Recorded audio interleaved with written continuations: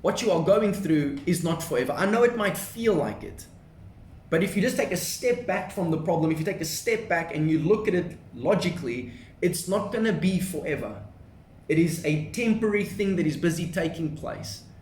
And it is going to work together for your good moving forward. It's not happening to you, it's actually happening for you.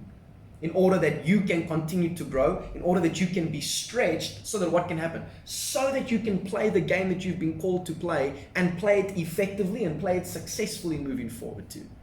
Right? So what you are facing is not forever. The second one, problems are simply the birthplace for miracles to take place. If there's no problem, there's no need for a miracle. But if there's a problem, it's actually an invitation for God's power to come and rest upon that particular thing. Right? So the problem is not actually a problem, it's actually the birthplace for a miracle to take place. Where, by the way, not only are you going to be benefited, but now you walk away from that experience with a testimony, with a story that can inspire others and empower others and bring hope to other people. And hope, my friend, is one of the most powerful forces on planet Earth. Because where there's hope, there can be love.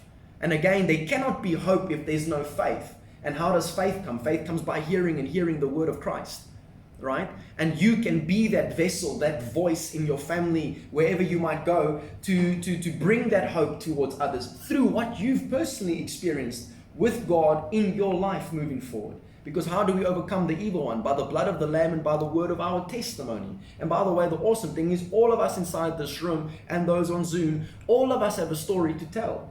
Every single one of us. All of us have been delivered by God through something huge, something major, something massive. Even though you didn't maybe struggle with drugs growing up, even maybe you didn't come from a broken home, there's something that you have to tell, to share with the world, that will bring hope, that your life will point to Jesus at the end of the day. All right? Because our problems are ultimately birthplaces for miracles to take place. For example, last week, Friday, my wife and I were really blessed and privileged to be able to go for a 4D scan for our baby that's on her way. And the 4D scan is a bit more intense. Like, I mean, you can see the facial features and all these things. And my wife asks the oddest questions to the doctor. She wanted to know whether our child is going to be a midget. But but yeah, so anyways, she's got a different way of handling things. But anyway, thank you, Jesus. Yeah, nothing wrong with the midget, but the child doesn't seem like that's the case. But anyway, we saw the 4D scan, and what was awesome with the 4D scan is that the doctor also checked whether wife is doing okay, which is obviously important because, you know, food's going through, nutrients and all these things are going through. And she was talking about my wife's, it might sound a bit odd, but please bear with me, talking about my wife's cervix, that the cervix looks great and whatnot. And I don't know if you guys can remember, but the miracle of our child is that my wife had cancer, Jesus healed my wife from cancer. They had cut out my wife's cervix, and Jesus grew her a brand new cervix. And now the doctor said the cervix looked great. And it's just like, okay, problems aren't forever. That was like a 2-year span of pain, but it's not forever. And now the benefit is, by God's grace, we walk out of that with a testimony. Like, we can't deny that God is not real because the cervix was cut out. Now the cervix is back in, and the doctor Bloom saying the cervix looked great. Right? So problems are a birthplace for miracles to take place.